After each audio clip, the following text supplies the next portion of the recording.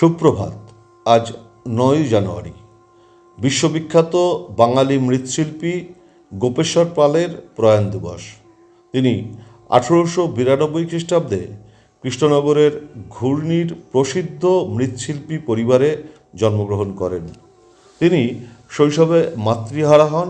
তারপর থেকে মামা লব্ধ প্রতিষ্ঠিত মৃৎশিল্পী সতীশচন্দ্র পালের কাছেই প্রতিপালিত হন।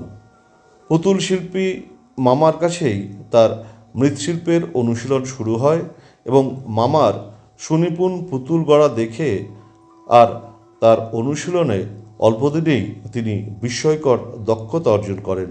পলকের মধ্যেই অসাধারণ মূর্তি তৈরি করতে শুরু করেন।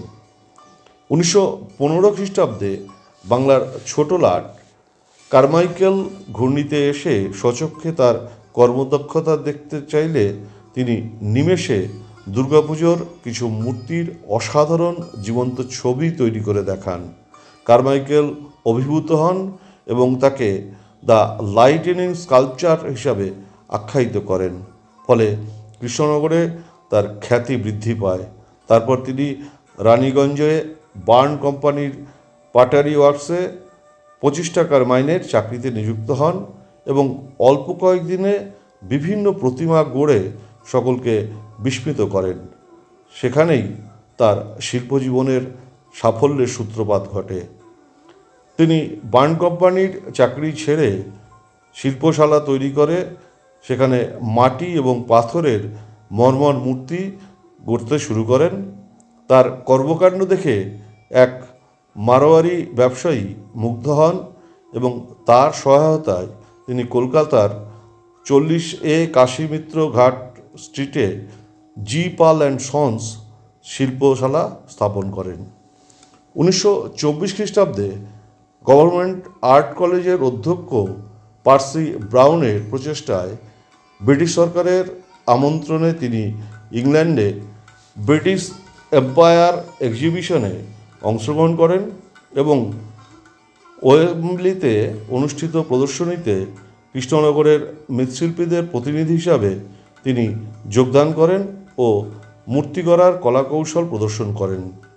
প্রদর্শনীতে রাজা পঞ্চম জর্জ ও রাজপরিবারের অন্যান্য সদস্যদের সাথে উপস্থিত হয়েছিলেন। তাদের সামনে তিনি মাত্র 5 মিনিটে ডিউকের মুখের নিখুঁত অবয়ব গড়ে সকলকে অভিভূত করেন। 1924 খ্রিস্টাব্দে 7ই জুলাই লন্ডনের ডেইলি টেলিগ্রাফ সপ্রশংস তার দুরন্ত প্রতিভার কথা প্রচার করে এবং তিনি স্বর্ণপদক অর্জন করেন।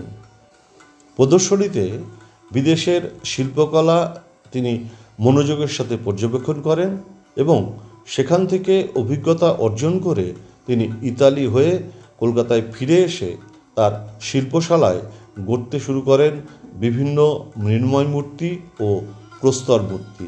তার প্রশংসনীয় শিল্পদক্ষতায় গড়া বিশুদ্ধানন্দ সরস্বতী, শ্রী রামকৃষ্ণ, মা শারদা, স্বামী বিবেকানন্দ থেকে শুরু করে দেশবন্ধু চিত্তরঞ্জন দাস, শরৎচন্দ্র চট্টোপাধ্যায়, ঈশ্বরচন্দ্র বিদ্যাসাগর, রবীন্দ্রনাথ ঠাকুর সহ বহু বাঙালির মনীষীর মৃন্ময় মূর্তি এবং প্রস্তরের প্রতিকৃতি শিল্পশালায় রাখেন।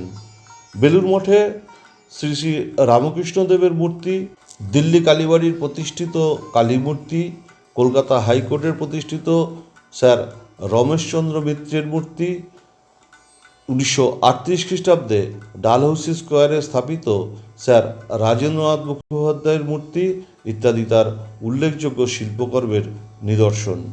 তিনি ভাস্কর্য কলায় পারদর্শী হয়েও সারা জীবন মৃৎশিল্পের অনুশীলন করে গিয়েছেন।